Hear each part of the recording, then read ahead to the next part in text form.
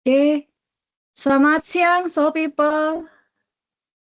Salam sehat untuk kita semua ya. Terima kasih atas so people yang sudah bergabung pada SGH Webinar Series hari ini, khususnya pada sesi Health Talk ya. Apa kabar hari ini? Ya, boleh dibuka dulu. Baik, Oke, semoga cuaca di sana juga cerah ya. baik. Baik, oke. Nah, sebelumnya kita memulai hari ini, saya juga ingin memperkenalkan bahwa saya adalah Teresia Mahwanti dari tim Human Resources yang akan menemani Soul People selama 1,5 jam ke depan pada acara SG Webinar Series edisi Health Talk dengan judul Kenali Fungsi dan Bedanya, LDL Kolesterol Jahat dan HDL Kolesterol Baik. Acara ini terselenggara berkat jasama apik dengan dengan Rumah Sakit Khusus Bedah Columbia Asia Pulau Mas. Hari ini akan diwakili oleh Ibu Ike Maria Francisca selaku Head of Sales Department dan ada dokter juga yang Dokter Manuel ya yang hari ini join bersama kita. Apa kabar Dokter Manuel dan Bu Ike? Selamat siang, apa kabar? Saya selalu. Sehat Ya, selalu. selamat siang. Soho People, ya.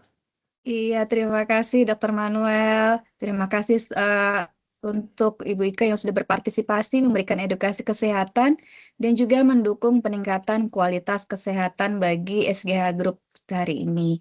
Nah, sebelum kita mulai, izinkan saya untuk membuka hari ini dengan doa sebagai perwujudan SGH Purpose kita, yaitu menjunjung kepedulian terhadap kehidupan manusia sebagai prioritas kami yang tertinggi, yaitu untuk memuliakan Tuhan Yang Maha Esa.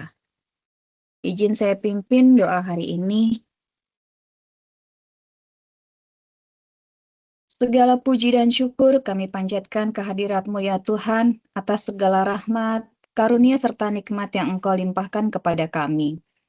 Ya Tuhan, berikanlah kami bimbingan, kekuatan, keberanian dalam menghadapi segala rintangan, tantangan dan perjuangan dalam kehidupan dan pekerjaan, serta mampu membawa kebaikan bagi sesama. Ya Tuhan, berikanlah rahmat dan berkah bagi Soho Global Health, tempat kami bekerja mencari nafkah, dan juga kepada Rumah Sakit Columbia Asia yang hari ini berpartisipasi pada sesi Health Talk untuk terus berkembang dan tumbuh dalam menyehatkan masyarakat Indonesia. Ya Tuhan yang Maha Pengasih dan Penyayang, jadikanlah kegiatan SGH Webinar Series hari ini menjadi kegiatan yang Kau ridhoi, rahmati dan berkati, sehingga dapat berjalan lancar dan memberi manfaat serta membawa berkah bagi kami semua. Ya Tuhan, hanya kepadamu kami meminta pertolongan dan keselamatan.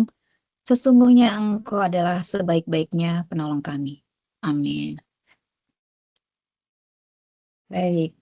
Rekan-rekan, so people semuanya, oke, sebelum kita mulai, rekan-rekan, saya juga ingin mengingatkan kembali ya bahwa kita sudah tersedia akun sosial media kita baik di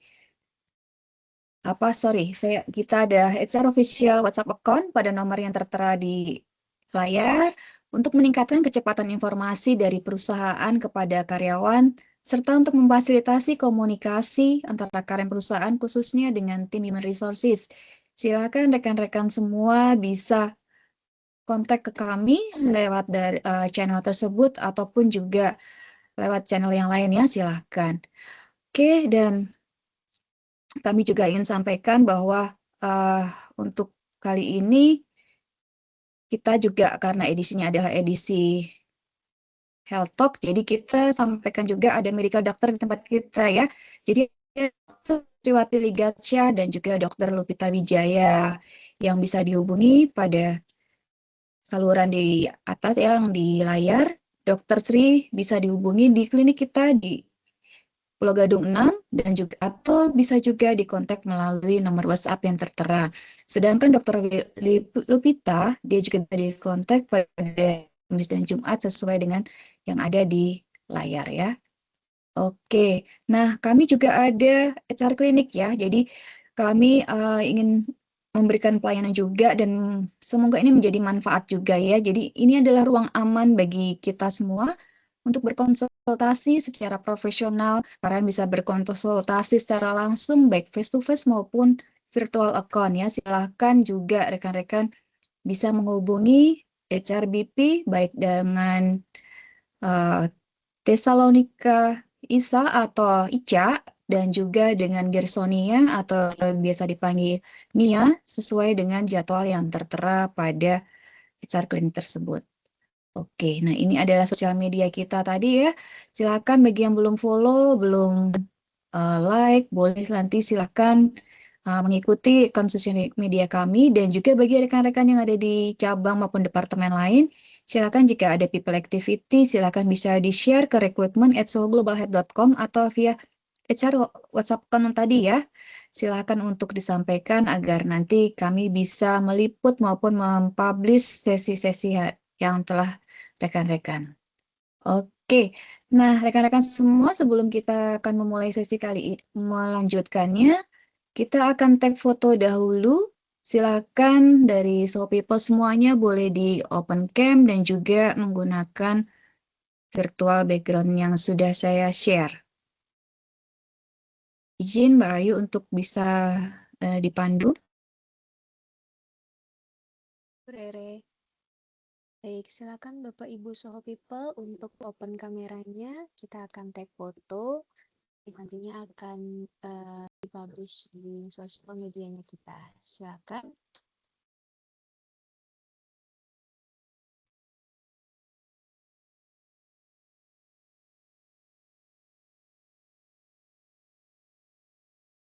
Oke, saya masih tunggu sedang progres untuk open cam.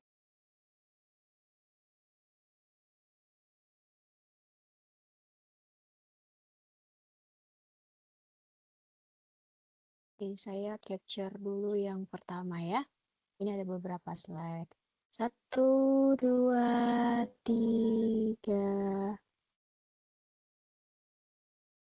Sekali lagi, 1, 2, 3. Oke, slide berikutnya. Oke, 1, 2, 3. Lagi, 1, 2, 3. Oke, slide terakhir. Oke, 1, 2, 3. Sekali lagi, 1, 2, 3. Terima kasih Bapak Ibu Soho People. Jangan lupa di like, di share, dan juga di komen pada konten sosial media kita. Dan saya kembalikan kepada Ibu Rere. Terima kasih Mbak Ayu. Oke, selanjutnya saya ingin persilahkan dari Ibu Ike, Maria Francisca dari Rumah Sakit Khusus Bedah Columbia Asia Pulau Mas untuk memberikan sambutan singkat dan nanti saya akan putarkan company profile dari Rumah Sakit Columbia Asia. Kepada Ibu Ike, waktu dan layar kami persilahkan. Terima kasih Bu Rere. Apa kabar? Salam sehat Soho People. Terima kasih kami diajak kolaborasi lagi untuk memberikan edukasi kesehatan buat teman-teman Soho People. Semoga untuk materi yang sekarang lebih bermanfaat dan lebih banyak memberikan edukasi buat teman-teman Soho People. Nanti boleh aja bertanya sebanyak-banyaknya sama Dokter Manuel. Beliau adalah dokter penyakit dalam di Rumah Sakit Columbia Asia Pulau Mas. Dan pasti kita akan memberikan hadiah untuk penanya terbaik ya. Kita akan memberikan 5 penanya terbaik yang akan mendapatkan hadiahnya berupa pemeriksaan metabolisme tubuh yang isinya sama dengan materi yang disampaikan oleh Dr. Manuel, yaitu tentang glukosa puasa, kolesterol, HDL, LDL, trigliserida, asam urat, SGOT, dan SGPT. Nah, iya, kami juga berikan lengkap untuk Bapak Ibu yang beruntung nanti bertanya dengan baik dan isinya juga baik gitu ya. Nanti bisa dipilih oleh Bu Rere biar lebih adil ya kalau kita yang pilih nanti takutnya gimana gitu. Dan kami juga mau menyampaikan juga buat teman-teman Soho People, jika memang ada yang membutuhkan untuk layanan kesehatan ataupun ingin dibantu escorting terkait pemeriksaan kesehatannya di Rumah Sakit Columbia Asia, boleh nanti bisa menghubungi kami atau minta nomor saya. Juga melalui Bu Rere juga nanti kami akan berikan nomor saya di Bu Rere, nanti tinggal minta aja. Dan yang pastinya kami juga akan memberikan benefit khusus untuk rekan-rekan Soho People yang selama melakukan perawatan rawat inap di sini. Baik itu penjemputan, free penjemputan, ataupun mungkin free upgrade kamar, ataupun benefit yang lain yang mungkin tiba-tiba kami berikan semuanya untuk teman-teman Soho People. Yang pasti saya tahu semua teman-teman Soho People sudah tahu Rumah Sakit Columbia Asia Pulau Mas, karena jarak kita udah lumayan deket ya, nggak sampai 2 kilo kayaknya ya. Dia kalau ke Soho People mungkin nggak sampai 15 menit udah sampai. Tapi jika teman-teman mau membutuhkan penjemputan ambulans atau mobil dari kami, boleh berkabar aja dan kami support semuanya untuk teman-teman Soho People. Ini aja dari saya, Bu Rere. Terima kasih. Terima kasih Ibu Ika. Selanjutnya kita akan melihat video komponen profil ya dari Rumah Sakit Columbia. Saya izin Ibu untuk di-share.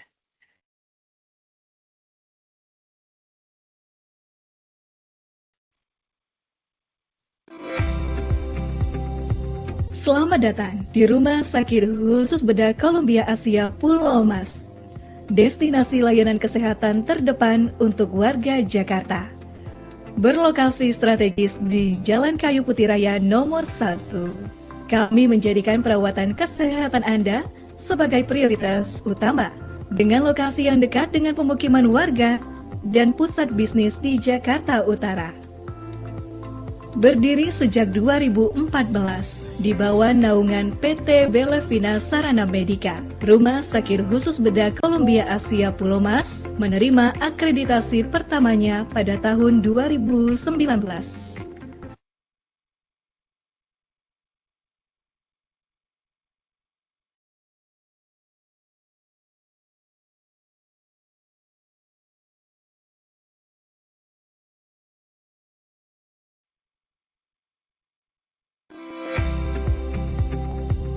Selamat datang di Rumah Sakit Khusus Bedah Columbia Asia Pulau Mas. Destinasi layanan kesehatan terdepan untuk warga Jakarta. Berlokasi strategis di Jalan Kayu Putih Raya nomor 1. Kami menjadikan perawatan kesehatan Anda sebagai prioritas utama dengan lokasi yang dekat dengan pemukiman warga dan pusat bisnis di Jakarta Utara. Berdiri sejak 2014 di bawah naungan PT Belevina Sarana Medika, Rumah Sakit Khusus Bedah Columbia Asia Pulau Mas menerima akreditasi pertamanya pada tahun 2019. Seiring komitmen kami melayani kebutuhan kesehatan masyarakat akan layanan dan kualitas, maka kami juga terus berinovasi. Pada 2022, Rumah Sakit Columbia Asia Pulau Mas menjadi rumah sakit tipe A dengan kekhususan bedah serta meraih predikat paripurna untuk akreditasi kedua. Konsistensi dan komitmen kami terhadap layanan kesehatan pada masyarakat juga membuat kami memulai program Center of Excellence. Adapun Center of Excellence yang kami miliki antara lain Orthopedic Center, Urology Center, Neuroscience Center, Digestive Center, dan Obstetric Gynecology Center. Saat ini, Rumah Sakit Khusus Bedah Columbia Asia Pulau Mas juga dilengkapi dengan layanan kesehatan yang lengkap dan semuanya terintegrasi dalam satu gedung yang nyaman. Dalam gedung dengan total 5 lantai, kami memiliki fasilitas antara lain instalasi gawat darurat, ruang polispesialis yang nyaman, ruang tunggu polispesialis yang luas, area ruang tunggu yang nyaman, ruang one day care untuk tindakan cuci darah, ruang fisioterapi yang lengkap dan didukung oleh tenaga fisioterapis yang handal, farmasi, radiologi, area laboratorium, dan kafe yang menyediakan hidangan sehat serta lezat. Untuk Anda yang membutuhkan rawat inap, kami juga memiliki 4 jenis tipe kamar. Untuk layanan yang lebih paripurna, efisien, dan efektif, kami juga memiliki fasilitas ICU dan NICU yang berada dalam satu lantai dengan ruang bedah, ruang bersalin, dan ruang katerisasi. Kami percaya bahwa inovasi teknologi adalah bagian dari layanan kami agar menjadi lebih baik dalam memenuhi kebutuhan kesehatan masyarakat. Untuk memudahkan masyarakat menjangkau informasi akan layanan dan fasilitas kami juga menghadirkan teknologi berupa aplikasi yang dapat diakses dari smartphone Anda. Bagi kami, kesehatan adalah kunci untuk meningkatkan kualitas kehidupan. Setiap hari menjadi semangat kami untuk melayani kesehatan seluruh masyarakat. Dan bersama Rumah Sakit Khusus Bedah Columbia Asia Pulau Mas, kami di sini untukmu. Kami di sini untukmu. Kami di sini untukmu.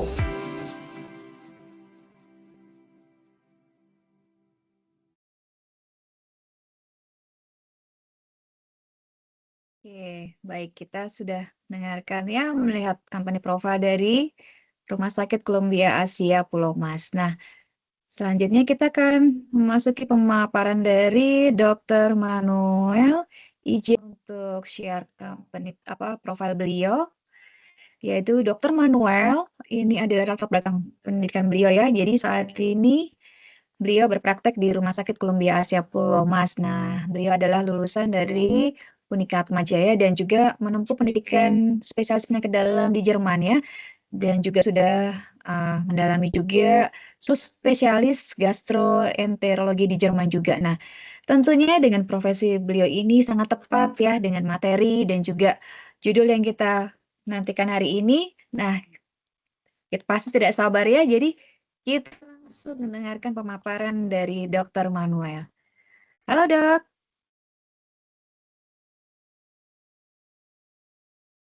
Masih di mute tuh Ika, mungkin bisa di open Ya, mic-nya. selamat siang Bapak Ibu sekalian, Soho People. Iya, Ah. silahkan dokter untuk dimulai.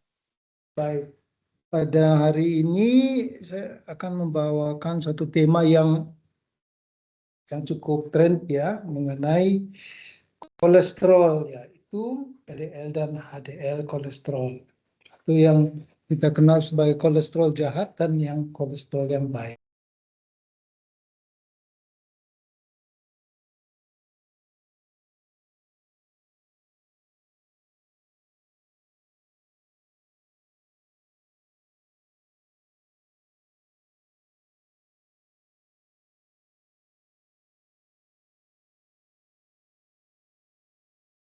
Oke, mic-nya termute Bu Ika, boleh di open Ya, dahulu baik. dari dokter.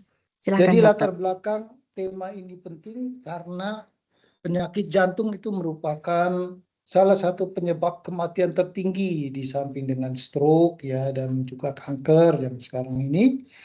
Dan salah satu faktor risiko utama adalah kadar kolesterol yang tidak seimbang yang kita sebut atau kita kenal sebagai dislipidemia. Ya, dis itu tidak seimbang dan lipid itunya adalah kandungan lemak di dalam darah. Nah, penting untuk memahami di sini peran LDL dan HDL di dalam tubuh. Nah, sebentar.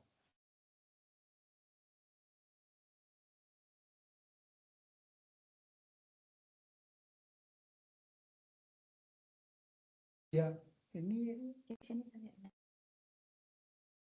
si kolesterol sendiri itu ada beberapa ya, yang utamanya adalah sebagai sumber energi, tetapi kolesterol itu juga penting dalam pembentukan sel, yaitu membran selnya, itu kan kolesterol.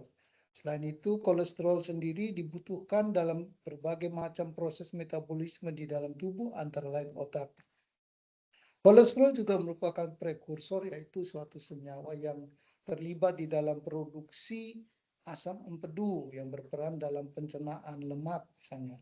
Dan selain itu, kolesterol diperlukan untuk metabolisme vitamin D dan produksi hormon seperti steroid dan hormon seks. Nah, kita mengenal beberapa jenis kolesterol utama, yaitu LDL kolesterol atau singkatan dari low density lipoprotein, ya, atau yang dikenal sebagai kolesterol jahat, HDL kolesterol atau high density lipoprotein, atau dikenal sebagai kolesterol yang baik, dan trigliserida, yaitu suatu jenis lemak lain di dalam darah. Dan kolesterol total itu adalah gabungan dari kolesterol HDL, LDL, dan trigliserid per desiliter darah. Nah, kolesterol sendiri tidak larut dalam air sehingga kolesterol itu tidak bisa mencapai sel tubuh melalui darah. Jadi supaya bisa diangkut maka dibutuhkan bantuan lipoprotein. Lipoprotein adalah senyawa gabungan lemak dan protein yang membawa kolesterol melalui aliran darah dari hati ke jaringan dan kembali lagi ke hati, dari jaringan kembali lagi ke hati. Nah, untuk LDL kolesterol ini adalah lipoprotein yang mengangkut kolesterol dari hati ke berbagai jaringan dan merupakan pemasok kolesterol terpenting bagi sel. Jadi kalau nggak ada LDL ini, ya kolesterolnya tidak bisa diangkut dari hati, ya, untuk disebarkan ke seluruh tubuh. Nah, namun LDL kolesterol ini bila berlebihan dapat menumpuk pada dinding pembuluh darah sehingga meningkatkan risiko penyakit jantung dan pembuluh darah, juga stroke. Nah, untuk HDL itu adalah lipoprotein yang membawa kelebihan kolesterol dari jaringan dan dinding arteri kembali ke hati. Jadi, secara tidak langsung kadar HDL yang tinggi dapat melindungi jantung. Nah, kalau untuk trigliserida, sebenarnya trigliserida ini adalah suatu jenis lemak dalam darah yang terutama digunakan sebagai sumber energi. Ya, trigliserid ini berasal dari makanan yang berlebih, ya, terutama dari lemak, minyak, gula, dan karbohidrat yang berlebih, yang artinya tidak digunakan dengan segera oleh tubuh. Sehingga kelebihan kalori ini akan diubah menjadi trigliserid oleh hati. Nah, kemudian trigliserid yang ada tersebut, yang terbentuk, akan disimpan di sel-sel lemak sebagai cadangan energi. Saat tubuh membutuhkan energi, di mana energi yang lain sudah terpakai, maka trigliserid ini akan dilepaskan kembali ke dalam darah sebagai sumber energi. Nah, kalau untuk kadarnya yang normal berdasarkan jenis, total kolesterol yang dianggap normal itu di bawah 200. LDL di bawah 100, HDL untuk pria di atas 40, dan untuk wanita di atas 50. Sedangkan trigliserid di bawah 150 mg per desiliter. Itu yang kita ukur panel lipid pada pemeriksaan MCU misalnya, ya, itu didapatkan hasil seperti ini. Nah, bagaimana hubungan antara ketiganya? Jadi kalau trigliserid dalam darah meningkat, nah ini juga akan secara tidak langsung meningkatkan LDL. Ya. Nah, kalau LDL-nya tinggi, dia akan menumpuk di arteri atau pembuluh darah yang menuju ke organ, ya. Dan tentunya akan meningkatkan risiko penyakit jantung melalui penyumbatan pembuluh darah atau lepasnya koagul atau plak dari dinding pembuluh darah. Nah, sedangkan lawannya adalah HDL. Kalau HDL ini meningkat, dia akan mencegah efek samping dari LDL. Ini disebut sebagai kolesterol baik. Dia yang membersihkan LDL dari dinding pembuluh darah, sehingga otomatis melindungi jantung. Nah, kalau trigliserida tinggi, tentunya juga akan diangkut juga oleh HDL. Semakin rendah trigliseridanya, risiko kesehatannya untuk menjadi penyakit juga lebih rendah. Nah, faktor-faktor yang menyebabkan tingginya kandungan atau kadar kolesterol di dalam darah, satu adalah genetik, ya, ada turunan.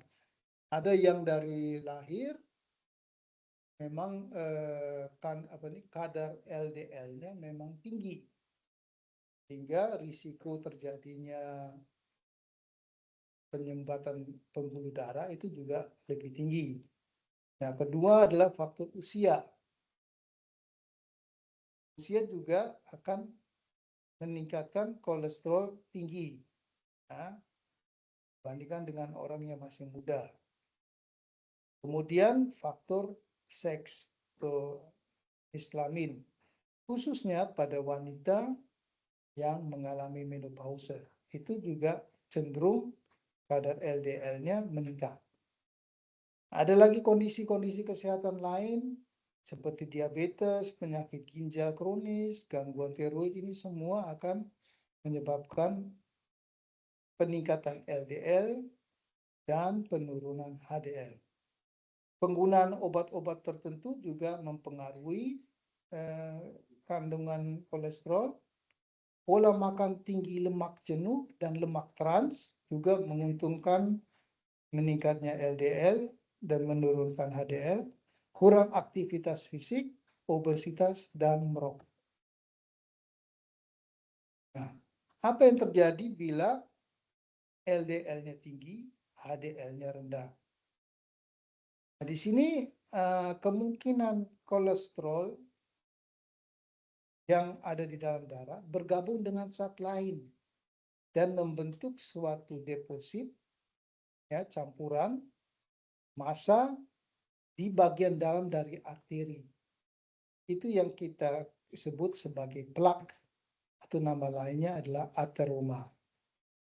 Ateroma adalah penumpukan bahan yang meliputi lemak, kolesterol, kalsium, jaringan ikat, dan sel-sel inflamasi. Kadang-kadang kalau kita ronsen, kita lihat bila misalnya kandungan kalsiumnya tinggi, terjadi misalnya kalsifikasi atau pengapuran dari dinding pembuluh darah. Itu yang kelihatan memang kandungan kalsiumnya, tetapi biasanya dia bergabung dengan zat-zat lain yang kita tadi sebut dengan ateroma, ya. Nah, pembentukan plak di dalam dinding pembuluh darah menyebabkan suatu kondisi penyakit yang disebut dengan aterosklerosis. Ya. Jadi penyumbatan dari pembuluh darah. Ini akan meningkatkan risiko penyakit jantung dan pembuluh darah yang akhirnya berujung pada serangan jantung, stroke, dan dinding pembuluh darah arteri. Nah, karena terjadinya penyumbatan akibat kolesterol yang tinggi akan mempengaruhi aliran darah ke organ-organ.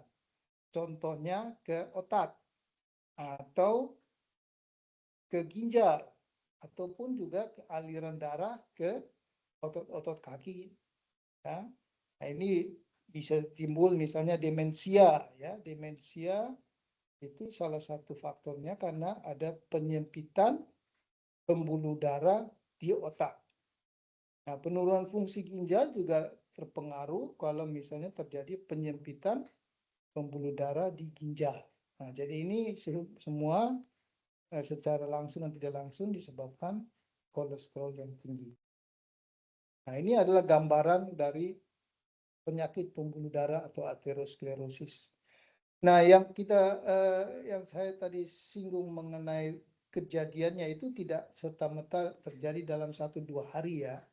Tetapi prosesnya ini terbentuknya aterom atau plak itu membutuhkan waktu. Nah, kalau dilihat dari gambar ini, awalnya itu terjadi kerusakan dari dinding sel darah, dinding pembuluh darah dulu, sehingga di situ akan respons oleh tubuh, dia akan mengirimkan sel-sel yang menutup cedera dari dinding itu. Nah, pada awalnya juga akan terbentuk yang namanya sel busa, ya, atau foam cells. Nah, nanti kalau perkembangannya nanti terjadi peradangan yang kronis dan sebagainya, nah massa atau tadi yang disebut dengan penumpukan massa itu akan membesar dengan bertambahnya waktu dan akhirnya akan menyebabkan penyumbatan pembuluh darah. Nah, selain dengan penyumbatan pembuluh darah, bisa juga terjadi sebagian dari plak ini lepas dari dinding pembuluh darah dan ikut dengan peredaran darah ke organ yang lain. Itu yang kita kenal sebagai trombus. Jadi ada plak yang lepas, ya, kemudian ikut aliran darah dan menyumbat di daerah lain. Misalnya di daerah pembuluh darah jantung atau di pembuluh darah di paru-paru ataupun di otak. Jadi misalnya plaknya adanya di kaki, tetapi karena dia lepas, dia akan berpindah ke jantung atau paru-paru, ya. Atau plaknya ada di paru-paru, terus dia lepas dan akan menyumbat di otak sehingga terjadilah stroke. Tuh ya, ini terjadinya penyakit aterosklerosis atau penyakit pembuluh darah. Nah, komplikasi aterosklerosis ya itu dia tadi terjadinya penyumbatan atau penutupan total daripada pembuluh darah. Kalau terjadi di jantung, terjadilah yang namanya serangan jantung. Itu kita kenal sebagai penyakit jantung koroner. Ya, di situ terjadi penyempitan pembuluh darah jantung misalnya 80, lebih dari 80% atau bahkan pun 100%. Nah, kalau terjadinya di otak, itu ada dua macam. Satu yang namanya ischemic stroke, dan satu lagi stroke yang perdarahan. Nah, kalau yang iskemia, di sini terjadi penyumbatan tiba-tiba dari pembuluh darah di otak. Sedangkan kalau pada stroke yang perdarahan terjadi robekan atau pecah pembuluh darahnya, ya. Dua-duanya ini menyebabkan orang itu kehilangan kesadaran dan bisa berakhir ke kematian. Kalau misalnya terjadi di perifer atau di tepi, misalnya di sini di otot, ya, di kaki, ya, sering gangguannya itu misalnya luka yang tidak sembuh, ya, atau terasa timbul nyeri di kaki, ya, atau kebas. Nah, itu bisa terjadi karena aliran darahnya tidak lancar. Nah, ini ya ke kaki biasanya, atau di ujung-ujung jari misalnya. Ini tergantung dari alirannya juga, ya. Atau kakinya teraba dingin, ya. Itu contoh dari penyakit yang disebut dengan PAD atau peripheral artery disease, penyakit pembuluh darah arteri di tepi. Nah, bagaimana menjaga kolesterol tetap sehat? Nomor satu tentunya pola makan sehat. Di sini batasi asupan lemaknya, kalau bisa tidak lebih dari 25 sampai 35% dari total kalori harian. Tidak mengkonsumsi makanan yang tinggi lemak jenuh dan lemak trans, ya, dan kolesterol sendiri, ataupun karbohidrat sederhana seperti gula dan tepung putih. Usahakan konsumsi lebih banyak makanan yang kaya serat, ya, misalnya juga kacang-kacangan dan sayuran yang dapat mempersulit tubuh untuk menyerap LDL dari makanan. Jangan lupa olahraga teratur, menjaga berat badan ideal, stop merokok, atasi stres, dan pemeriksaan kesehatan secara berkala. Dan di sini juga bisa diberikan obat-obatan bila terjadi tinggi kandungan kolesterolnya. Nah, kesimpulannya adalah kolesterol itu walaupun ada yang jahat, tetapi dibutuhkan tubuh, namun harus seimbang. LDL tinggi meningkatkan risiko penyakit jantung dan pembuluh darah, dan HDL membantu melindungi kesehatan jantung. Gaya hidup sehat penting untuk menjaga kadar kolesterol. Baik, demikian mungkin saya kembalikan kepada moderator ya, Ibu Teresia, untuk pertanyaan dari Bapak Ibu sekalian. Terima kasih. Terima kasih, Dr. Manuel. Oke, rekan-rekan semuanya, sangat menarik sekali ya apa tadi yang sudah disampaikan atau dipaparkan oleh Dr. Manuel ya. Jadi silakan rekan-rekan jika ada yang ingin ditanyakan atau ada yang ingin berkonsultasi langsung nih dengan Dr. Manuel, dengan senang hati nanti akan dijawab oleh Dr. Manuel ya Dok ya. Nah Dok, sebelum kita lempar ke audiens nih Dok nih, bolehkah kiranya saya juga penasaran nih, pengen tanya langsung nih ke dokter nih, terkait mungkin kebiasaan kami gitu ya Dok ya di kantor gitu ya. Ini kan kalau udah menjelang sore nih Dok nih, sebentar lagi nih kayaknya nih mendekati jam 3 nih misalnya gitu. Kalau nggak puasa ya Dok ya, ini maaf ya bagi yang berpuasa ya. Sering kan karena duduk terlalu cukup lama juga kadang merasa lelah nih Dokter Manuel. Nah, apakah benar Dok ngemil sore gitu kan? Kadang kita kan beli jajanan gitu ya Dok untuk di cemil sore hari ini. Khususnya untuk makan gorengan ataupun minum manis nih, biar lebih seger katanya gitu ya, biar badan lebih on nih. Itu lebih berbahaya daripada lebih berbahaya gitu Dok, dibandingkan dengan sekalian aja makan besar atau makan untuk nanti malam gitu ya, makanya lebih cepet. Gimana Dok menurut dokter tanggapannya Dok? Silakan Dokter Manuel.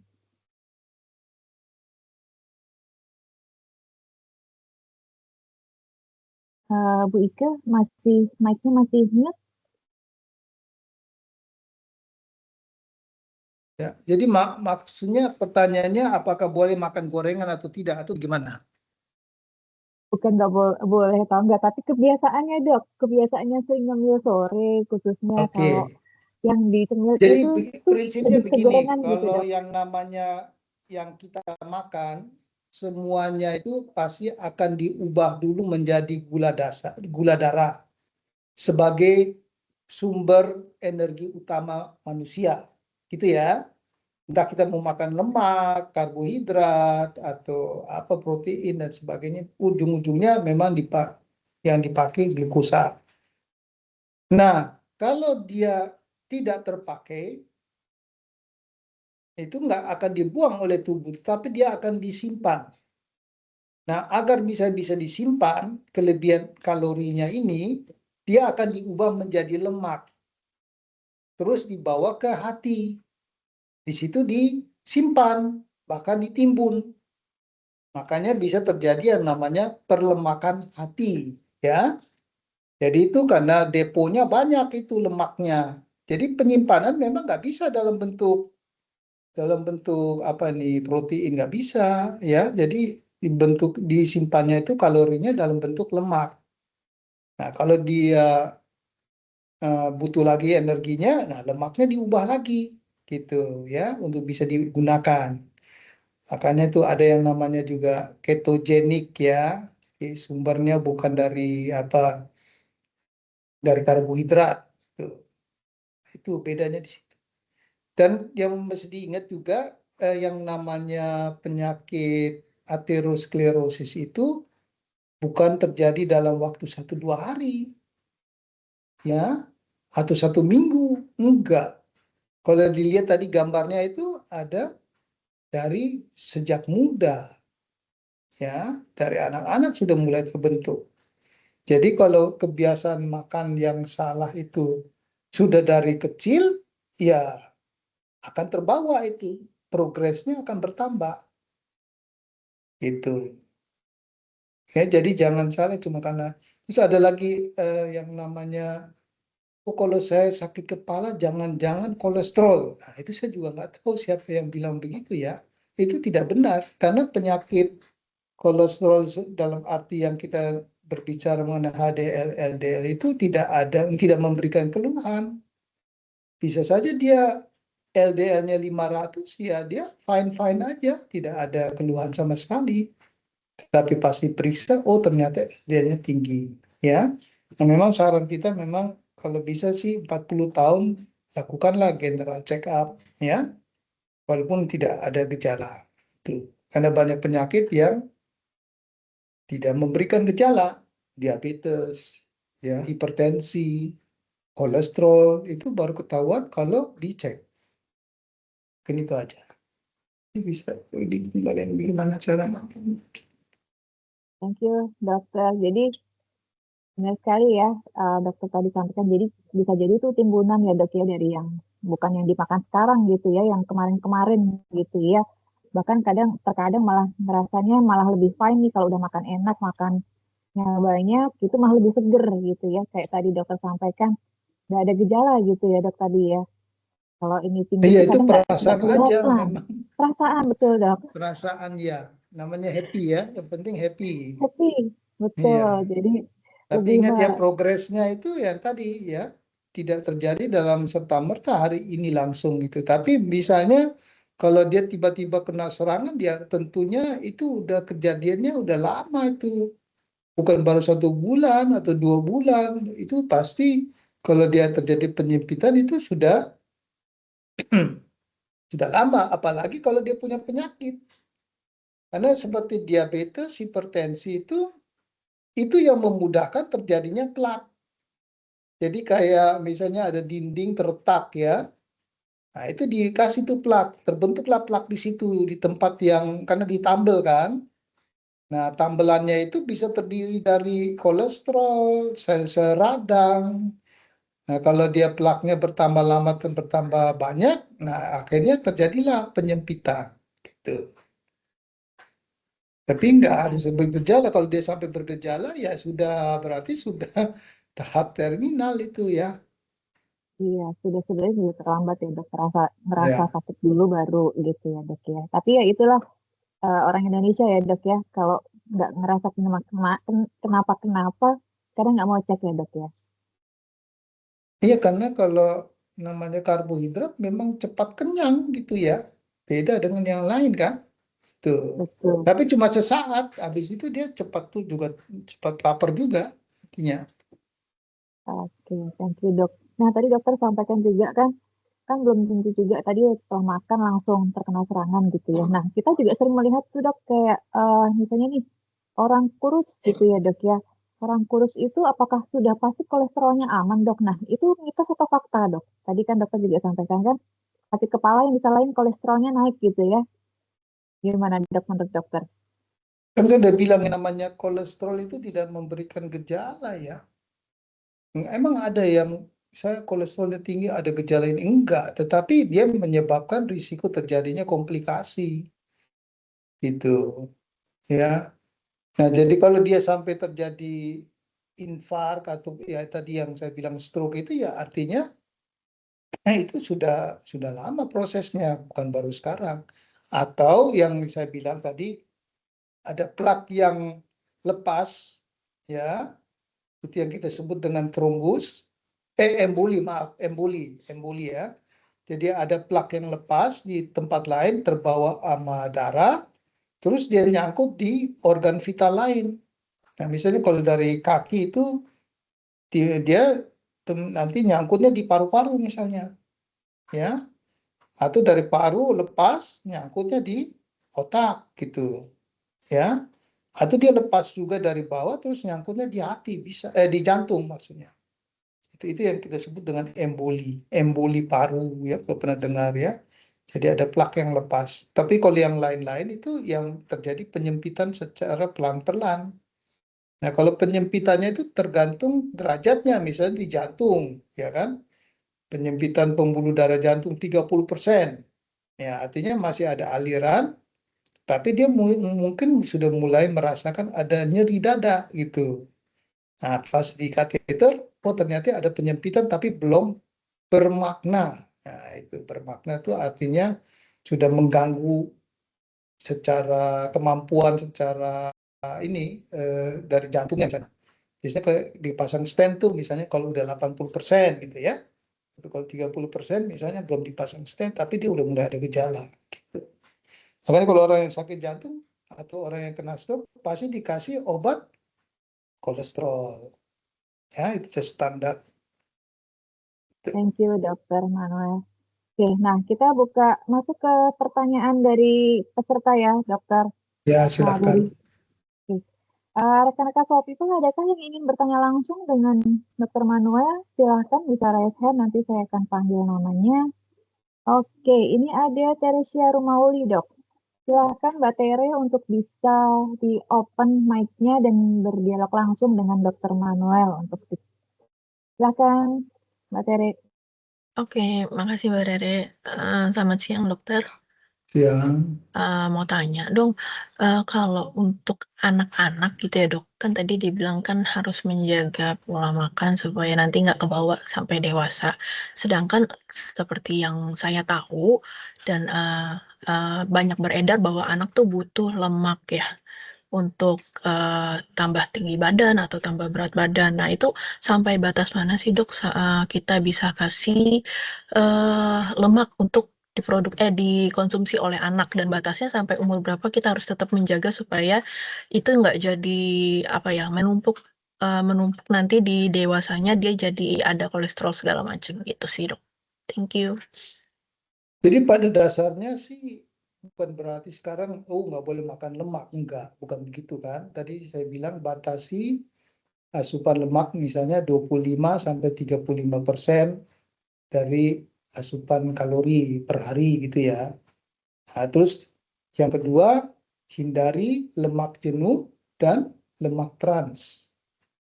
Lemak jenuh itu biasanya dari hewan misalnya ya. Nah, kalau lemak trans itu sebenarnya itu lemak tidak jenuh yang mengalami jadi kalau lemak tidak jenuh itu bentuknya biasanya cair. Nah, dia mengalami pengolahan makanan atau disebut dengan hidrogenisasi. Nah, ini berubah dia menjadi padat. Nah, tetapi yang trans ini yang buatan biasanya ya, yang misalnya terdapat dalam makanan jadi misalnya kayak ciki, terus fried chicken ya, yang makanan-makanan sintetis ya, kan yang sedangkan lemak trans juga terdapat dalam hewan biasa, juga ada lemak trans tapi nggak banyak gitu ya. Tapi yang kita mau hindari lemak trans itu misalnya kalau goreng-gorengan ya, dipakai minyaknya yang minyak itu aja, apalagi dia udah menjadi padat ya, berarti itu lemak transnya banyak. Jadi untuk anak memang butuh semuanya, bukan karbohidrat aja, bukan lemak aja, tetapi juga protein untuk perkembangan. Jadi makanannya seimbang. Gitu. Dan tentunya yang lifestyle yang tadi itu banyak olahraga, ya.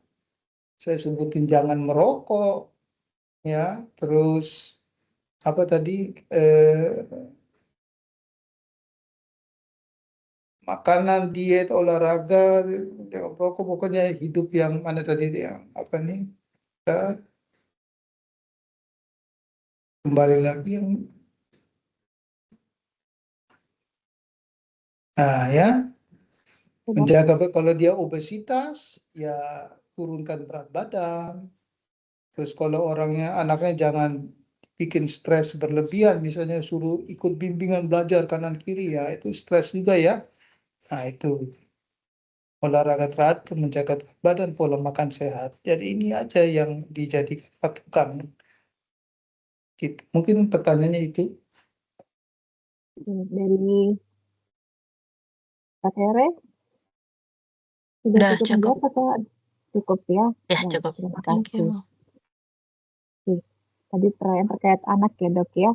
Nah, ada satu lagi tadi yang raise hand, ada Ibu Ika. Apakah ada yang mau ditanyakan langsung ke dokter sebelum saya masuk ke chat? Ya. Oke. Selamat siang dokter.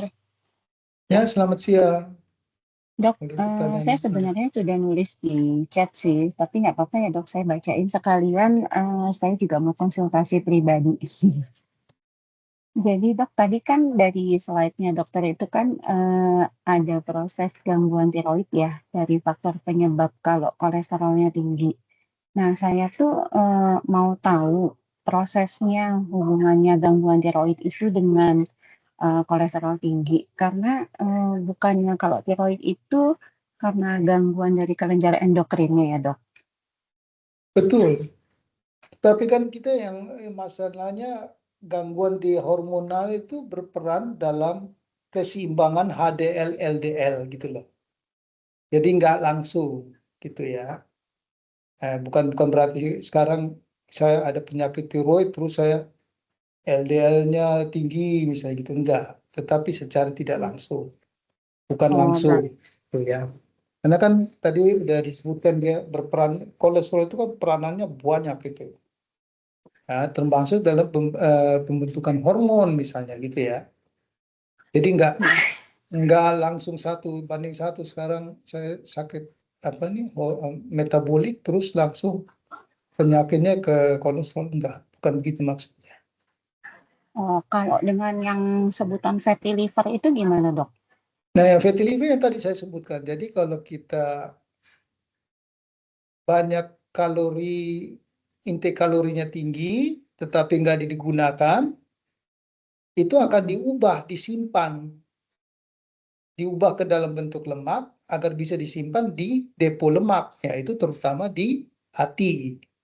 Ya, tapi selain itu juga lemak itu bisa ditimbun juga kalau pada wanita di payudara, di bokong, di paha ya, laki-laki di perut misalnya gitu. Jadi itu depo-depo lemak.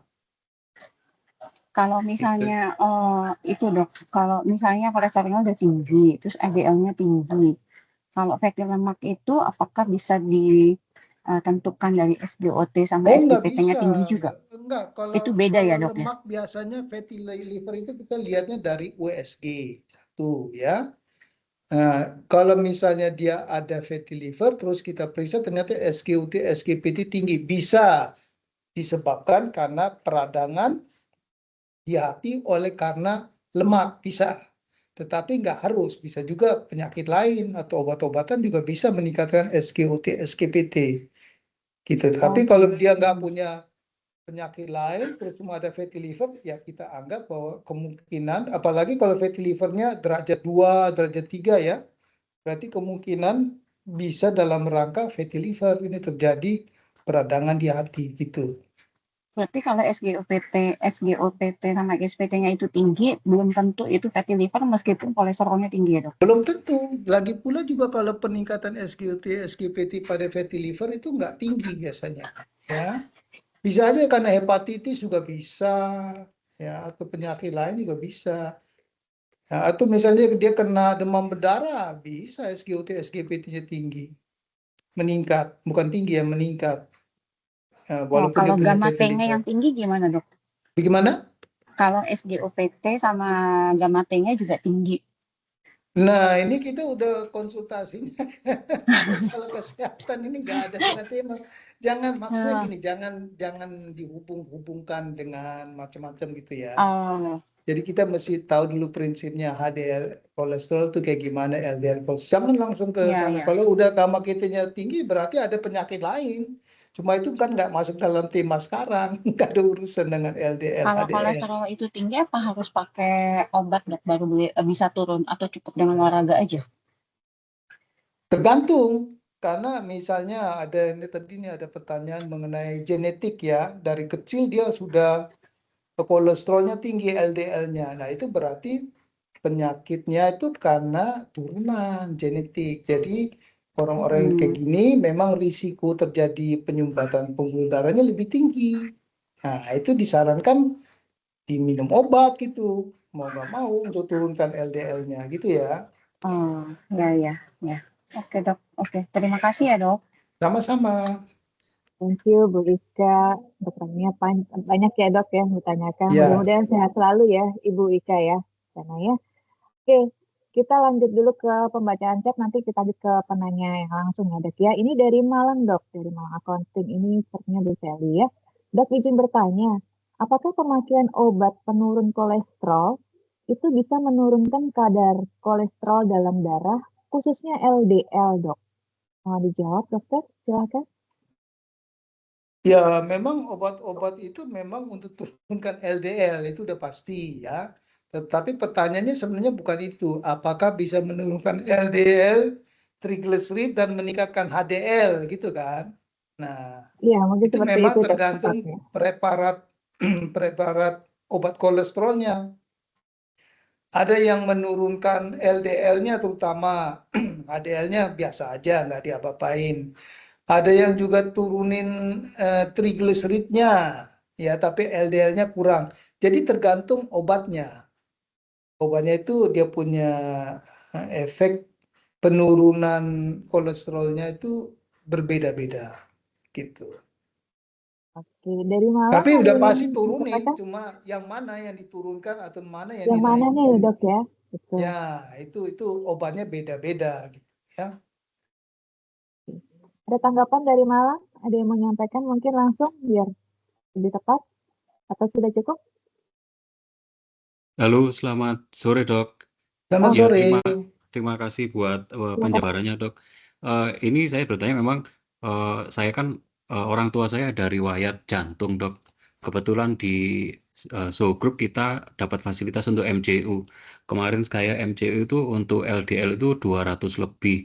Nah maksud saya ada beberapa iklan obat itu yang bukan obat ya, mungkin lebih ke multivitamin untuk menurunkan kadar kolesterol. Tadi sudah dijawab sama dokter, kira-kira kita harus bisa milih obat apa yang benar-benar bisa nurunin untuk LDL. Itunya sih dok, LDL-nya itu sih saya.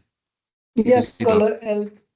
kalau obat kolesterol semuanya turunin LDL, itu udah pasti. Ya, cuma ada yang lebih kuat nuruninnya, ada yang lebih rendah turuninnya. Itu aja sih. Nah, tapi kalau misalnya mau tidak minum obat, misalnya ya kita tingkatkan HDL-nya untuk menurunkan LDL-nya gitu. Jadi pertanyaannya harusnya kalau nggak mau pakai obat, bagaimana cara meningkatkan HDL? Nah, itu ada beberapa, misalnya olahraga teratur, ya.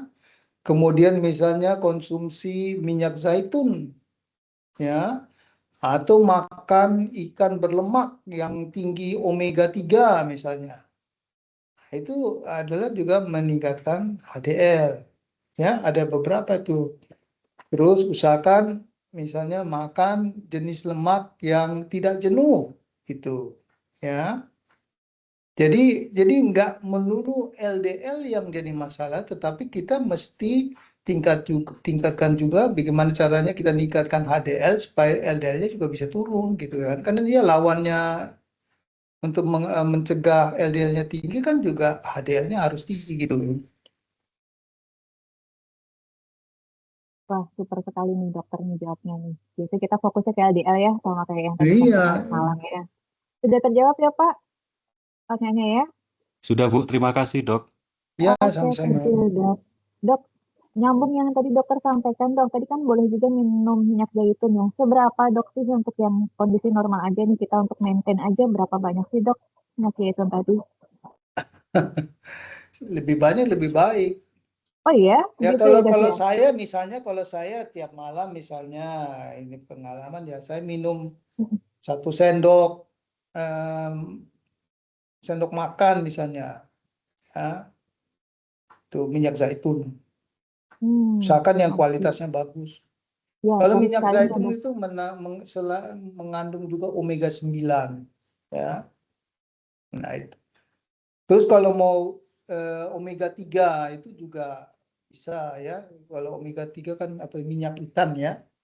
Nah, itu juga kadarnya juga kalau mau omega 3 lihat itu kandungan EPA DHA-nya. Itu kan kalau kita beli omega 3 kan ada tuh EPA-nya berapa, DHA-nya berapa. Betul dok. Nah, makin tinggi semakin baik. Biasanya maintenance-nya itu antara 1000 sampai 2000 miligram per hari kalau minum omega 3. Kalau untuk orang yang punya penyakit yang lain yang sudah diabetes, yang mungkin bisa dosisnya tinggi, tapi harus hati-hati. Kalau omega 3 dosis tinggi itu juga punya efek mengencerkan darah. Ya, Oke. jadi kalau orangnya sudah minum pengencer darah, ya jangan tinggi-tinggi dosisnya, misalnya gitu ya. Baik dokter. Tetap harus konsultasi ya tadi ya dok ya dengan dokter Ya, bisa kira-kira. konsultasi ke dokternya ya, tapi Iya. umumnya gitu. Dan kalau Iya. orang mau sehat aja ya udah tiap hari minum omega 3 gitu loh ya. Iya. Karena Setiap hari dia aman pertama dok ya. misalnya orang yang udah kena stroke ya, itu walaupun dia misalnya nggak bisa kembali, tapi setelah 1-2 tahun ada perbaikan. Mungkin karena efek pengenceran darahnya itu juga mungkin ya, omega 3 itu. Baik, noted dokter. Dan Terima meningkatkan kasih. HDL. Thank you dokter. Oke, kita lanjut ke pertanyaan chat berikutnya dok dari Salsabila dok. Izin bertanya dokter, jika seorang terbiasa minum kopi nih, ini sekarang lagi FOMO ya dok, minum kopi setiap hari. Apakah bisa memengaruhi kadar kolesterol utama HDL-nya dok? Maksudnya naik gitu ya Mbak Salsa ya? Mempengaruhi itu Kopi naik dengan ya. LDL. Iya, ada relasinya nggak dok ya? Kopi nggak pengaruh ke LDL. Ya ke sana ya dok ya, saya juga. Kopi kan bukan kolesterol. Kecuali Maksudnya bagaimana? kopi manis atau Minum gimana? kopi kalau dalam dosis yang wajar sih nggak apa-apa, sehat-sehat aja. Ya, tapi untuk turunin mungkin efek kopinya yang lain, bukan untuk itunya kali ya. Pertanyaannya sih sebenarnya nggak terlalu berhubungan gitu. Kurang relevan ya Mungkin dok ya. antioksidan atau apa ya bisa. Ya, Tapi apa Mbak Salsa bisa dijelaskan apa yang ingin ditanyakan? Silahkan. nanti semuanya minum kopi nggak usah minum obat, terus harapannya LD-nya tuh enggak, pasti enggak itulah. Ya enggak. Kalau itu sih saya belum mendengar penelitiannya ke arah Tidak sana. ada penelitian di sana ya. Ya, Oke. tapi mungkin efek antioksidannya ya dari kopi. Kalau mau lebih sehat lagi daripada kopi, minum bubuk kakao. Bubuk Coklat. kakao. Ya, itu antioksidan tinggi ya, bubuk kakao itu. Oh, dia Selain yang bubuk betul. kakao itu juga bisa nenas misalnya. Nenas juga antioksidannya tinggi. Tape singkong gitu ya. Itu jadi yang kayak gitu-gitu. Tapi maksud kerjanya beda gitu. Enggak kayak LDL ya. Tidak relate ke sana ya dok ya, tapi Ya. antioksidannya aja ya yang tadi dokter Ya. sampaikan ya. Baik, semoga terjawab ya Mbak Salsa ya. Atas saran-saran dokter tadi juga banyak ya. Oke, kita lanjut ke pertanyaan Budian Ekawati. Ini dari Bogor dok. Mohon bertanya dok, bila trigliseridanya tinggi dok, bisa juga menyebabkan infrak di kepala. Tetapi kolesterol keseluruhan tidak terlalu tinggi. Jadi keseluruhannya nggak tinggi gitu dok. Apakah betul seperti itu dok? Jadi gini, kalau trigliserid itu fungsinya utamanya itu sebagai sumber energi. Ya. Nah, kalau dia berlebihan juga sama kayak LDL, dia bisa menyebabkan penumpukan. Ya, jadi berisiko. Cuma nanti kalau minum obatnya bukan obat yang statin, obatnya beda, fibrat biasanya ya. Jadi makanya saya bilang tergantung jenis kolesterol mana yang meningkat, apakah LDL-nya atau dia trigliseridnya. Dan kalau yang transporter daripada trigliserid itu namanya VLDL, very low density lipoprotein. Kita nggak bahas di sini khususnya ya, karena itu pemeriksaannya khusus ya. Jadi kalau dia tinggi ya VLDL-nya biasanya juga tinggi. Tapi ya risikonya sama, bisa menyebabkan juga stroke dan sebagainya. Makanya kan ada yang namanya penyakit genetik, di mana trigliseridnya tinggi misalnya, bukan LDL-nya. Sama, itu juga mesti minum obat dan jaga makanan. Oke, Bu Eka, sudah terjawab pertanyaannya? Oke, makasih dok untuk Ya, jawabannya. sama-sama. Ya, makan fenobibret ya, jadinya harus Iya. selalu ini terus. Iya. Dok, Satu lagi dok, boleh nanya, ada yang lupa, Boleh. apa kolesterol juga bisa menyebabkan batuk empedu dok? Oh bisa. Jadi kalau yang namanya batu empedu itu kejadiannya terjadi pada wanita usia 40 tahun gemuk dan masih fertil, masih subur. Jadi kaitannya dengan hormonal. Ya, female 40 fat fertile. Ya, wanita 44 umur 40 tahunan gemuk dan masih subur. Jadi karena lebih sering pada wanita itu daripada laki-laki. 4:1 salah. Oke, thank you dokter. Iya Bu dok, Eka, makasih dok. Sama-sama. sehat selalu ya Ibu. Oke, kita masuk ke pertanyaan berikutnya dari Mbak Mudrikah Nabila. Izin bertanya dok, saya kenal dengan orang yang memiliki penyakit kolesterol, jadi bukan dia ya dok, karena ini kolesterol karena genetik dok, tadi seperti yang dokter sampaikan ya. Apakah betul kalau karena genetik tidak cukup merubah, jadi nggak hanya merubah lifestyle-nya aja nih, tetapi Iya. juga harus minum obat, tadi ya dokter disampaikan Betul. ya. Ya. Lalu cara mengetahui kalau itu genetik gimana ya dok ya? Oh dilihat aja jumlahnya tinggi banget. Ya, LDL-nya bisa 500, 600, 700, tinggi sekali. Kalau yang lain kan cuma meningkat gitu ya. Biasanya 200, 300 itu masih bukan genetik. Tapi mungkin ada juga, tapi efek genetiknya nggak tinggi gitu loh. Tapi kalau yang jelas-jelas turunan itu biasanya kadarnya bukan 300-an, 500, 600, 700 itu. Entah triglycerid atau LDL. Oke, terjawab ya Mbak Mudrika ya, biasanya lebih tinggi lagi ya dibandingkan yang karena gaya hidup tadi ya, gaya makanannya kurang sehat atau kurang seimbang gitu ya. Kita masuk ke pertanyaan berikutnya dengan Pak Deden Komara.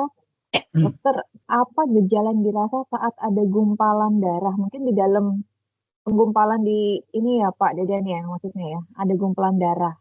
Lalu antisipasinya apa dok? Dan obatnya apa? Mungkin Pak Deden bisa menjelaskan dulu maksudnya gumpalan darah ini seperti apa? Silakan Pak Deden. Tadi kan coba lihat tadi mana gambarnya. Di show kembali. Nah, ini kan kita lihat nih gambarnya ya. Ini lihat nih perkembangan dari plak itu namanya ya.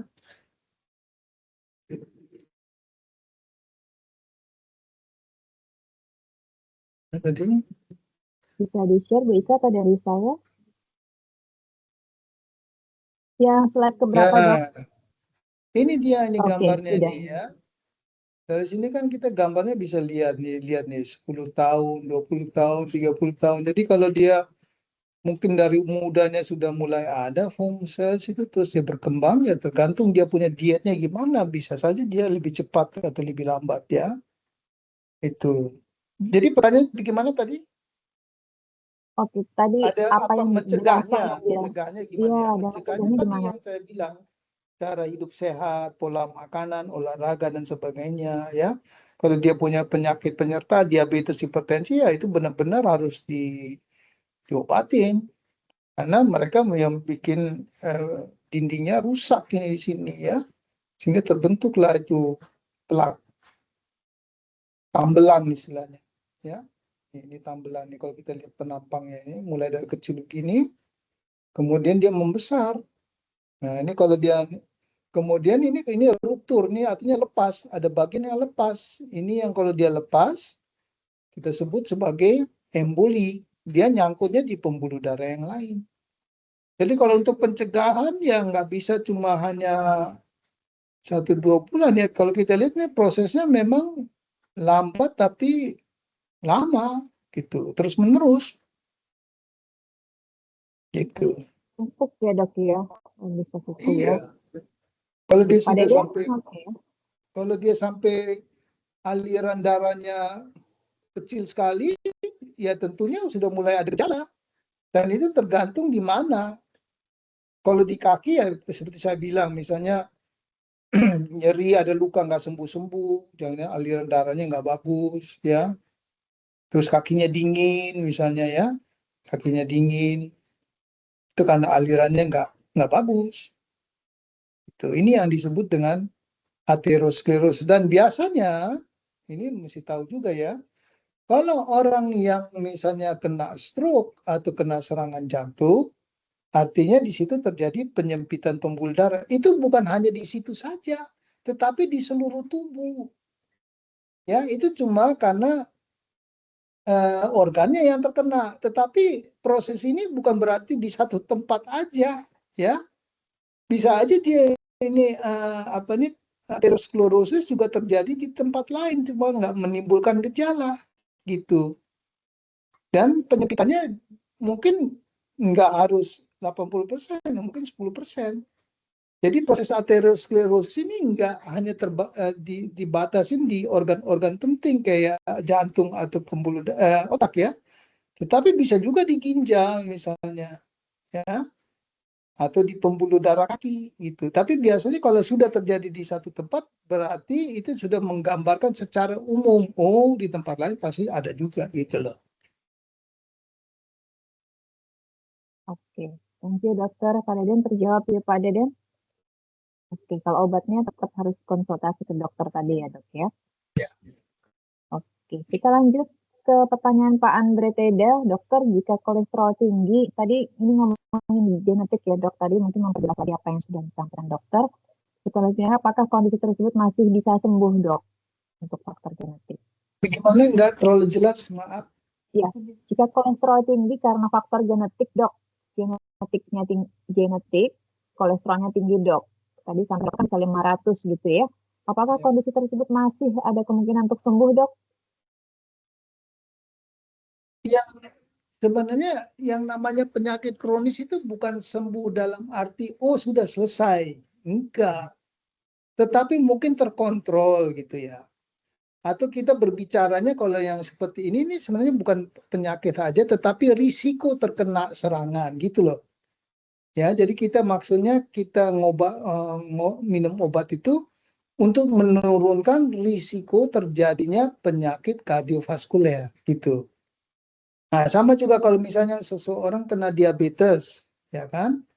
Bukan berarti kita kasih obat terus darahnya bagus, penyakit diabetesnya hilang, enggak, tetapi terkontrol gitu.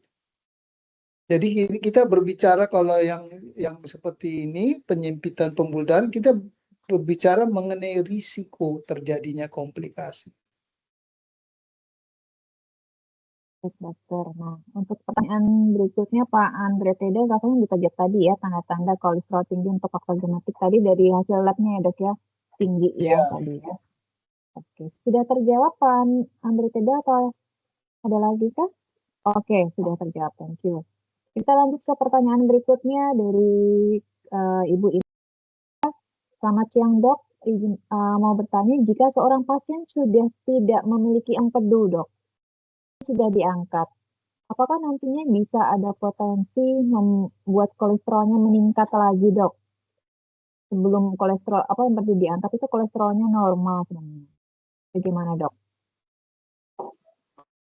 Maksudnya bagaimana ya? Kalau namanya batu empedu terus diangkat ya kaitannya dengan kolesterol bagaimana? Maksudnya gimana?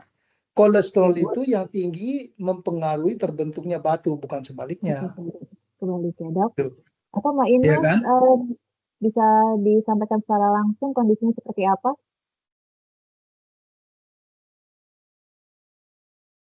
Bu Ines ingin dijelaskan langsung ke dokter?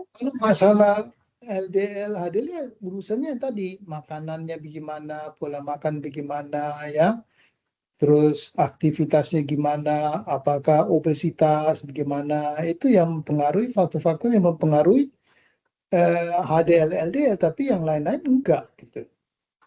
Oh oke, ini maksudnya sekarang diangkatnya batu empedunya dok, jadi ya, di sini lebih empedunya diangkat langsung habis itu LDL-nya turun gitu, ya enggak.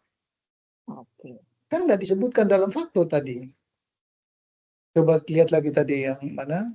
Coba kita lihat lagi faktor-faktor yang ya itu aja yang di ini. Kalau yang lain-lain sih enggak. Mana tadi faktor?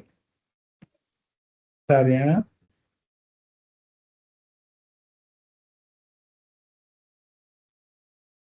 Nah, ini share coba kita. Ya, bukan ini ya bukan yang faktor sebentar.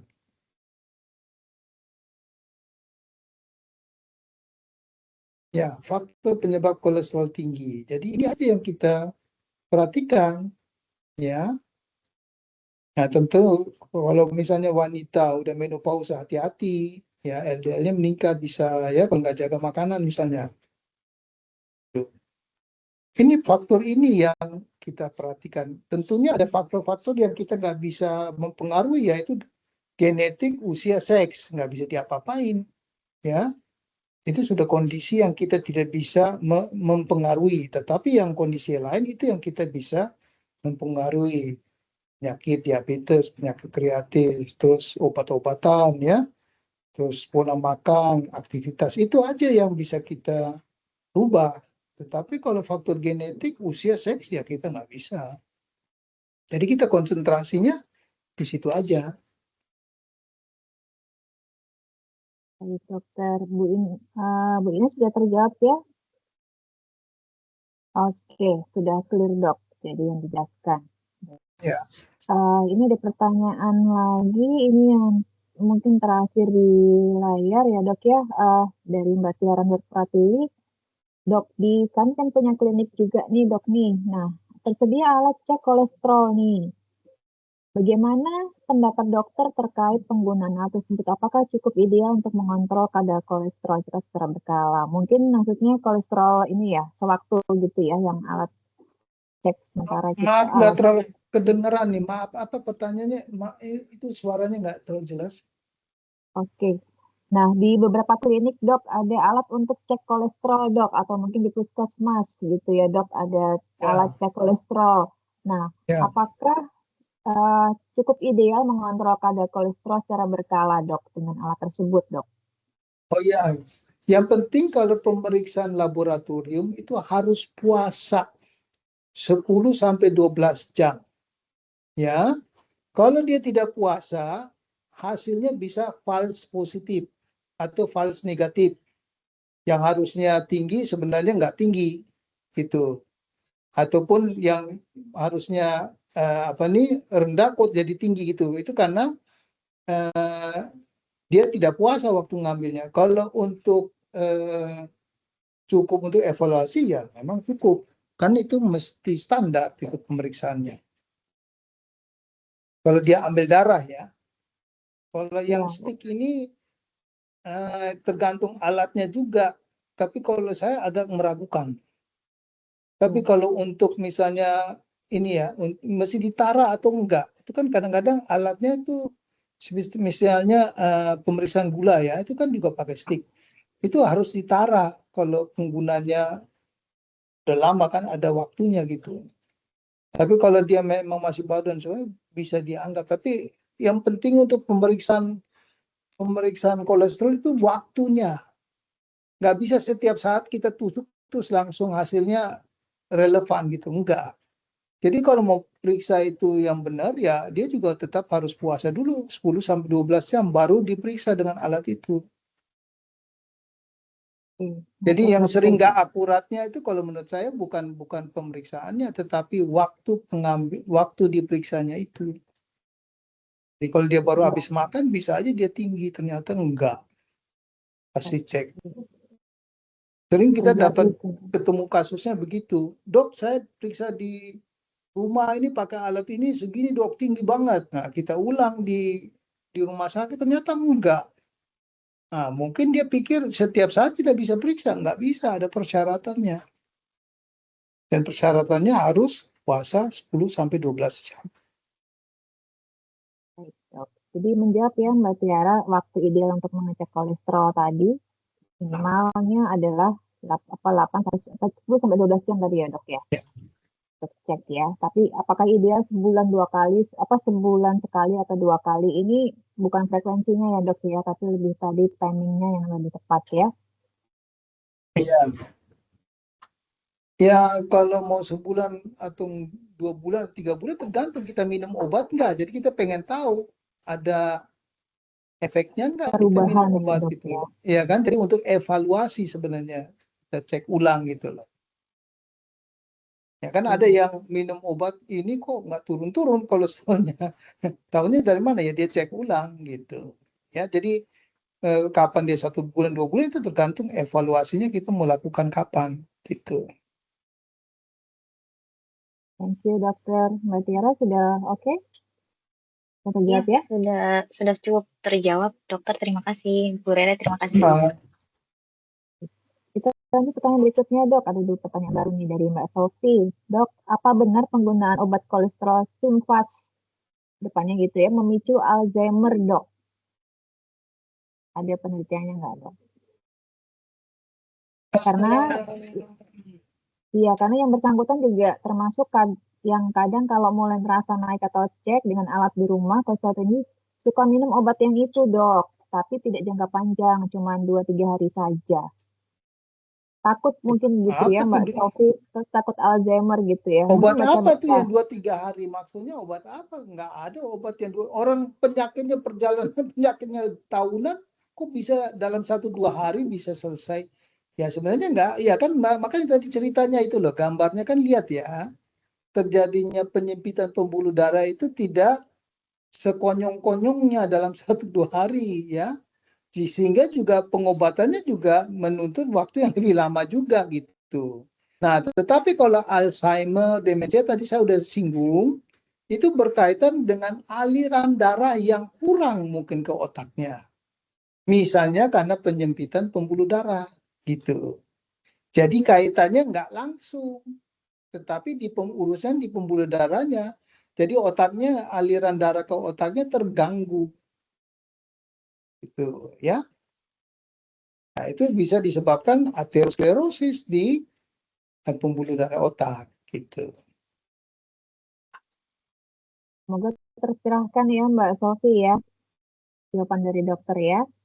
Kita lanjut ke pertanyaan berikutnya dengan Mbak Lina Nuryaningsih, gitu ya. Dok, apabila setelah makan makanan berlemak yang tinggi kolesterol, lalu minumnya air panas atau hangat, apakah bisa mencegah naiknya kadar kolesterol, dok? Jadi makannya berlemak, terus minum hangat, itu malah bisa ini mencegah ya, tidak menimbulkan kolesterol naik gitu. Maksudnya lemaknya larut dalam air hangat gitu maksudnya? Atau... Nah, mungkin seperti itu dok, secara umum kali ya. Jadi kalau kita makan berlemak, kita minumnya hangat kan kadang orang tua suka bilang dok, habis makan lemak nih, jangan lupa minum air panas, minum hangat. Itu gimana dok menurut dokter? Ya jadi gini ya, kalau orang makan, sebaiknya memang makanannya jangan dingin, jangan minum es. 1. Karena waktu proses pencernaan itu memang panas tubuhnya, ya kan makanya kalau orang makan habis itu lemes kan, betul nggak? Ada nggak yang habis itu keringetan, lemes ya, terus ngantuk? Karena energinya untuk mencernanya itu lari semua ke daerah pencernaan. Nah, jadi di lambung itu panas. Nah, kita jangan minum dingin. Minumnya hangat atau enggak dingin gitu. Dan kalau mau minum pada saat makan jangan banyak-banyak. Minumnya sedikit-sedikit gitu. Kalau mau ya minumnya setelah makan gitu ya. Tapi enggak ada kaitannya dengan lemak. Lah lemak, untuk mencerna lemak butuh asam empedu. Nah, itu baru kaitannya ya. Jadi bukan air yang mencerna, enggak, dan air itu cuma lewat aja, dia nggak bikin apa-apa. Jadi kalau kita minum air di lambung dia cuma lewat aja, ya, yang berperan itu di dalam itu asam lambung, itu dia memecah. Kalau untuk memecah lemak butuh asam empedu, gitu, ya. Jadi itu mungkin apa namanya? Pembicaraan di masyarakat awam itu perlu banyak perlu dibetulkan itu ya, itu atau disambung-sambungkan ya dok ya, cocokologi kalau saya sebutnya ya, itu ya, banyak cocokologi yang sebenarnya nggak masuk akal atau dia dibenarkan yang ini nggak ada urusan itu ya, nggak berhubungan. Bisa jadi dok kalau kita makan berlemak itu kan kayak di mulut rasanya kan kayak tebal gitu ya, kayak berlemak. Mengenal minumin air hangat, mungkin merasa kalau udah minum hangat berarti nggak bakalan kolesterol nih, kolesterolnya nggak tinggi gitu ya. Tapi ternyata berbeda ya dok ya tadi ya, nggak ada kaitan ke satu ya. Saya belum pernah berpikir ke arah situ sih. Tapi ya nggak apa-apa, memang mesti kita luruskan ya yang pandangan seperti ini ya. Jadi itu ya, yang namanya jadi gini ya, kalau orang makan makanan itu ada proses di lambung untuk mencerna. Nah, yang tadi saya bilang kalau air itu tidak dicerna, dia cuma lewat aja. Karbohidrat butuh waktu ya. Jadi kalau makanan di lambung tuh 3-4 jam. Nah, kalau makanannya berat itu biasanya lemak sama protein. Itu lebih lama pencernaannya. Jadi makanya kalau orang mau makan malam, makannya jangan terlalu banyak lemak, jangan yang berat-berat, nanti susah tidur karena masih mencerna. Itu ya. Terus yang kedua, kalau habis makan jangan berbaring. 3 jam setelah makan jangan berbaring. Ya, takutnya GERD katanya kan lagi tren GERD ya. Habis makan jangan berbaring, apalagi kalau makanannya berlemak. Karena membutuhkan waktu bisa sampai 4-4,5 jam. Itu beda dengan karbohidrat. Tetapi kalau air tidak dicerna, dia cuma lewat. Tuh. Thank you dok. Nah kalau air perasan jeruk nipis atau lemon dok, apakah bisa menurunkan kolesterol juga dok? Apa? Air perasan jeruk nipis atau lemon, apakah menurunkan kolesterol dok? Ya itu membantu aja, membantu pencernaan ya.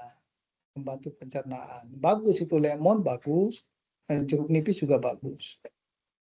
Tetapi kan ada beberapa makanan yang istilahnya memperlambat penyerapan lemak gitu ya. Itu ya terutama tadi itu sayur-sayur ya.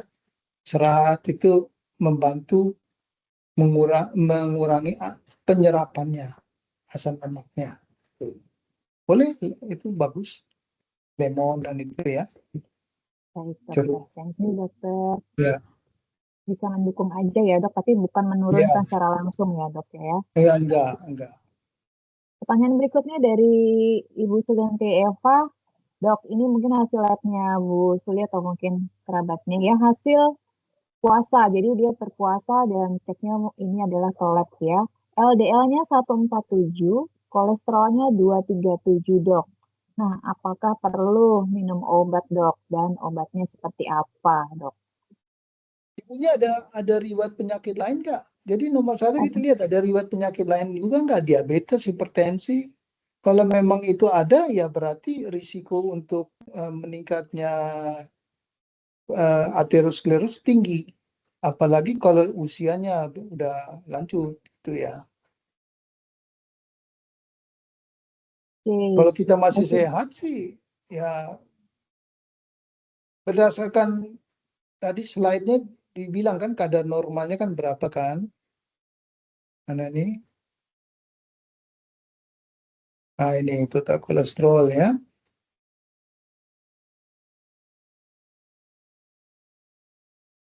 Sebentar.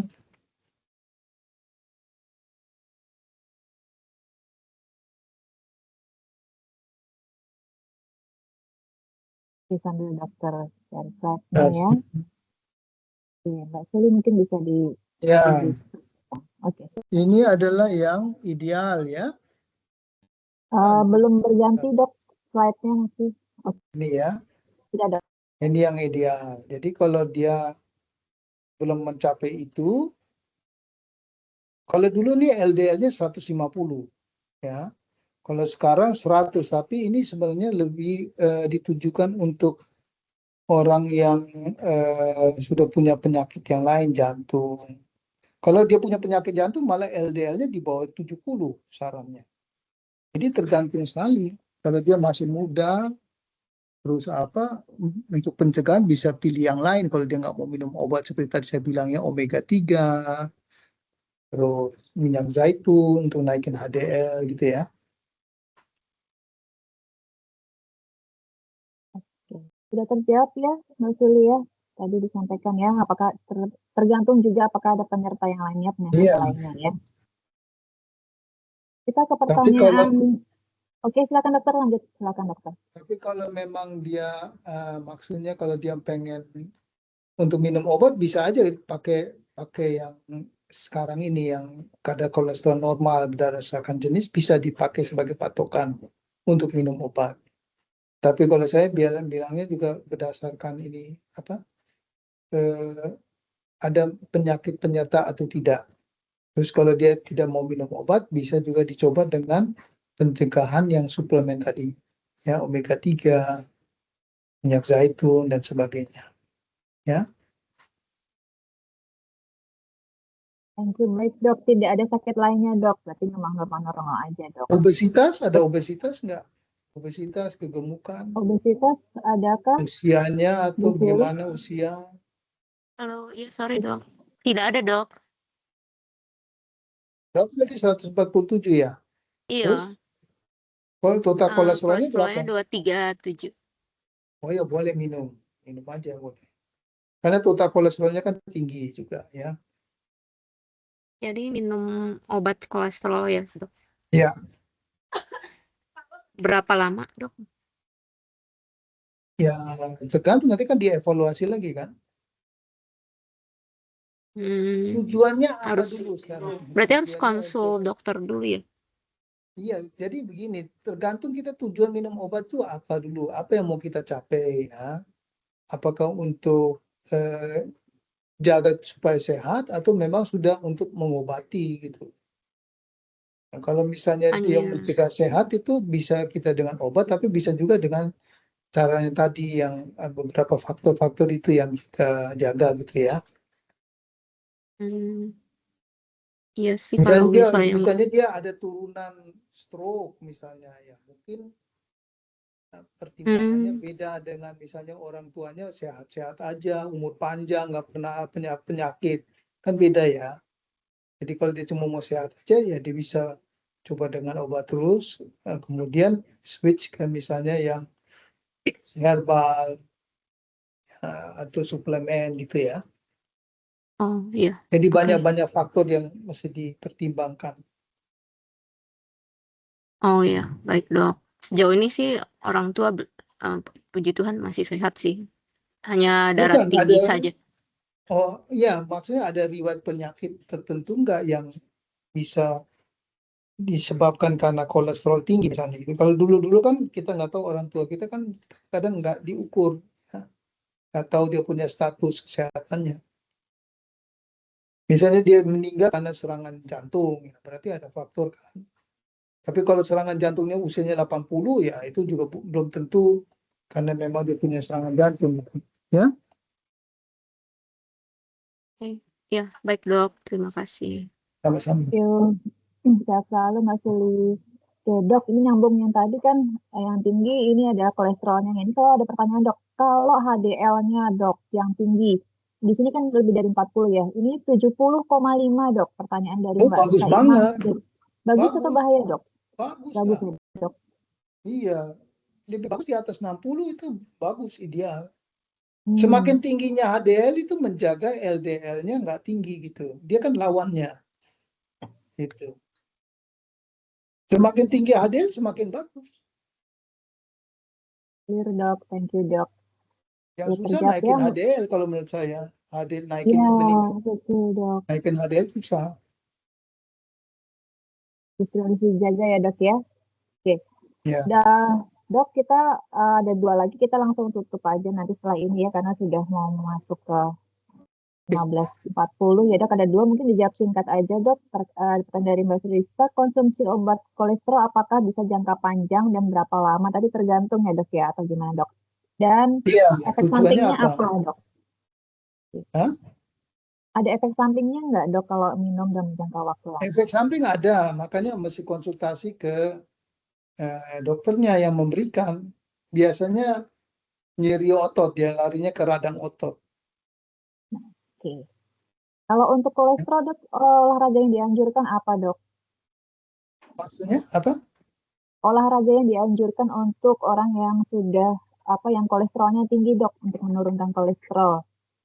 Ada rekomendasi nggak Ya, dari dokter? obat-obatan dan rubah pola makan yang tadi pengaruhi faktor itu. Olahraga, Dok, ini yang ditanyakan, olahraga apa, Dok, yang direkomendasikan? Oh, semua jenis olahraga bisa, angkat beban, jalan jogging boleh. Mau olahraga Jadi bagus ya, Dok, ya? nggak ada olahraga khusus untuk kolesterol, ya. Nggak ada, itu semua bagus. Tapi kalau olahraga yang penting intensitasnya. Berapa kali seminggu, kalau olahraganya berapa menit, gitu ya. Thank you, noted, Dokter. Misalnya minimal 30 menit, karena untuk bakar cadangan lemaknya itu yang dibakar gulanya dulu, habis itu proteinnya dipecah, baru cadangan lemak. Jadi kalau mau dalam seminggu 100 sampai 150 menit, intensitasnya sedang, ya. Minimal kalau satu kali olahraga ya 30 menit gitu. Tapi jenisnya yang intensitas sedang itu macam-macam. Intensitas sedang biasanya itu kalau kita olahraga masih bisa sampai ngobrol, ya. Jalan kaki cepat lebih baik misalnya dibandingkan kalau lari. Lari kan ngos-ngosan ya. Tapi jalan cepat kan masih bisa. Nah, itu intensitas sedang. Naik sepeda itu juga masih bisa ngobrol ya. Kecuali dia pembalap. Nah, itu ngos-ngosan ya. Atau bisa hitung dari nadinya. 210 dikurangi usia. Jadi kalau usianya berapa? 50, berarti nadinya jangan lebih dari 160.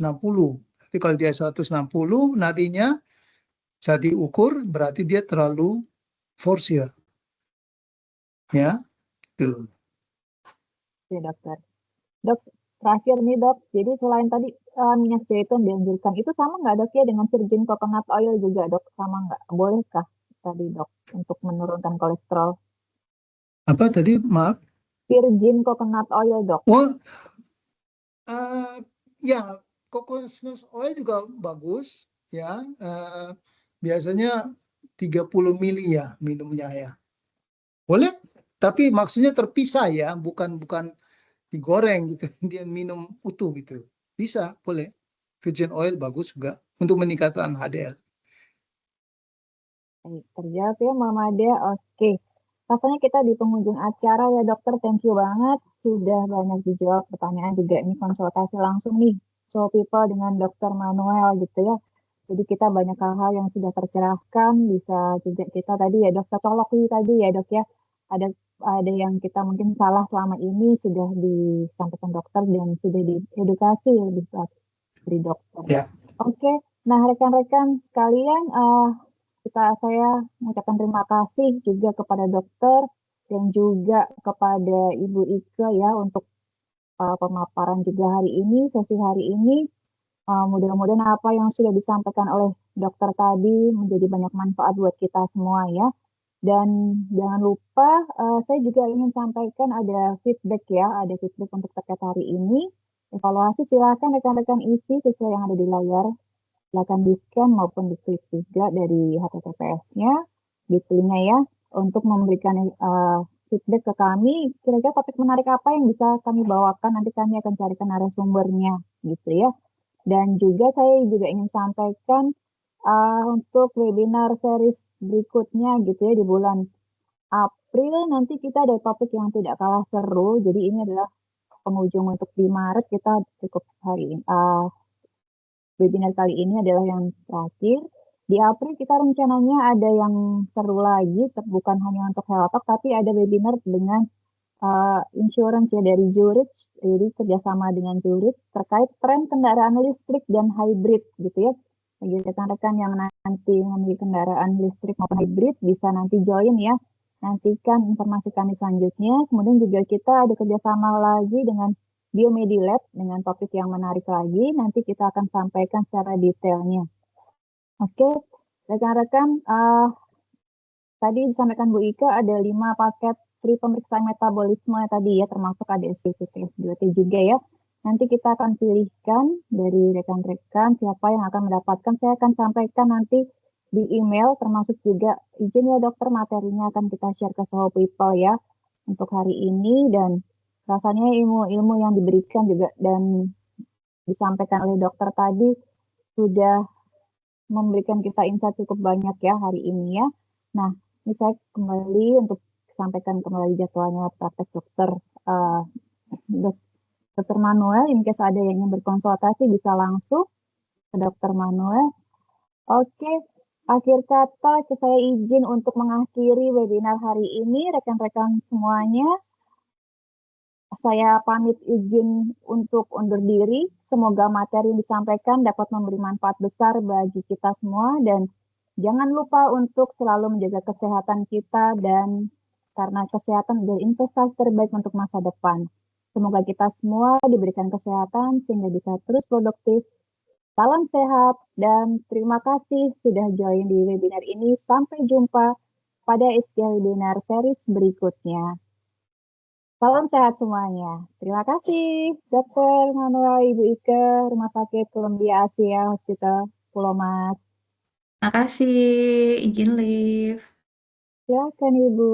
Makasih semua, makasih dokter.